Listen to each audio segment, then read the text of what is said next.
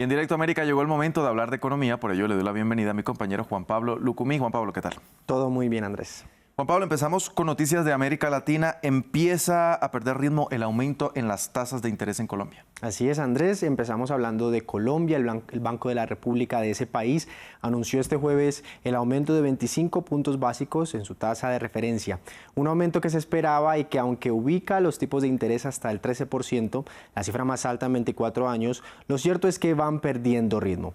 Algunas personas se preguntarán por qué sí, pues es un aumento. Pues porque este aumento fue de 25 puntos básicos, pero en los meses anteriores hubo aumentos de 100 y 75 puntos básicos. El argumento de la autoridad monetaria de este incremento moderado fue que la tasa de inflación en enero y febrero no tuvo un incremento tan brusco como en 2022, pero el índice de precios al consumidor todavía sigue en máximo de décadas con el 13,28% interanual, como lo estamos viendo en el gráfico.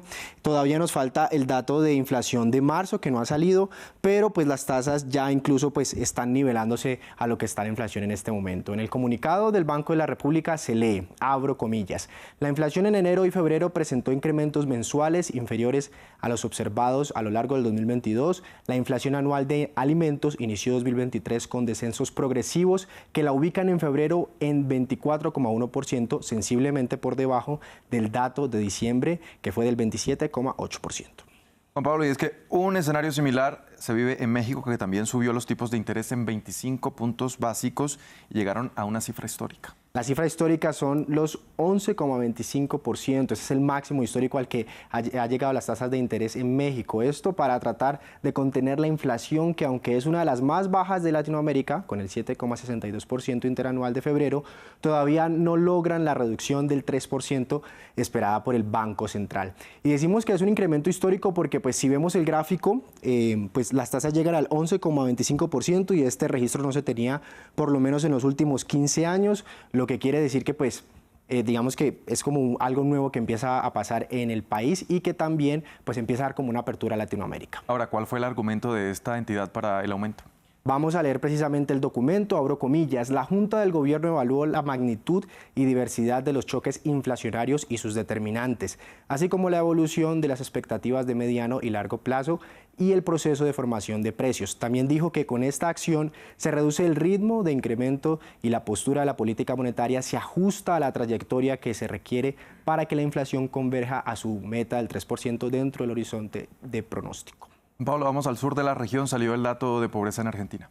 Así es, ese es el dato del segundo semestre de 2022 y subió casi 3 puntos respecto al periodo anterior. La pobreza entonces entre junio y diciembre se ubicó en torno al 39,2%, lo que se traduce en 11,5 millones de argentinos que están en situación de pobreza, o que también quiere decir 2,9 millones de hogares en situación de pobreza. También hubo datos de personas que están en situación de indigencia, con 614.000 hogares en esta condición, lo que quiere decir 2,4 millones de personas en situación de indigencia. Datos que dio a conocer hoy el Instituto Nacional de Estadística y Censos de la República de Argentina, y que salieron a partir de una encuesta que abarcó a 29,3 millones de personas. Bien, ahora revisamos el cierre de las bolsas. Y empezamos, o más bien continuamos hablando de América Latina, porque los principales indicadores de Argentina, México y Brasil cerraron con ganancias. En este último, impulsado por los papeles de la gigante minera Vale y la presentación de un proyecto de régimen fiscal con el que el gobierno de Luis Ignacio Lula da Silva busca ajustar las cuentas públicas.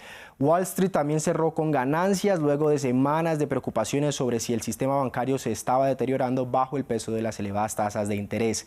Las bolsas europeas también cerraron reportando ganancias. Los indicadores de París, Frankfurt reportaron alzas por encima del 1%, mientras los indicadores de Londres tuvo un 0,74%, hoy ganancias en general. Nos vamos a quedar ahí en Europa para hablar de las brechas salariales entre hombres y mujeres en ese continente. Así es, este jueves el Parlamento Europeo adoptó reglas que obligan a las empresas a ser transparentes con los salarios e imponer sanciones por discriminación salarial para las compañías que no cumplan. Una de las reglas, por ejemplo, Andrés, es que los trabajadores puedan exigir conocer los niveles salariales individuales desglosados por género. Otra de las reglas es que las compañías que tengan al menos 100 empleados se verán obligadas a publicar regularmente información sobre la brecha salarial, lo que quiere decir que acá, por ejemplo, se podría hacer y conocer el salario de nuestros compañeros, usted el mío, el del resto, por ejemplo, de la redacción. Bueno, y Juan Pablo, nuestra cifra del día.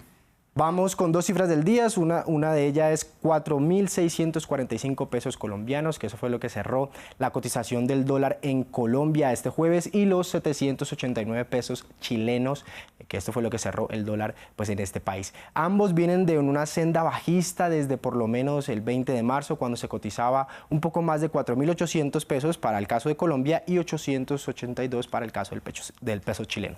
Pablo Lucumí con la información económica, muchas gracias. Seguimos con más aquí en Directo América.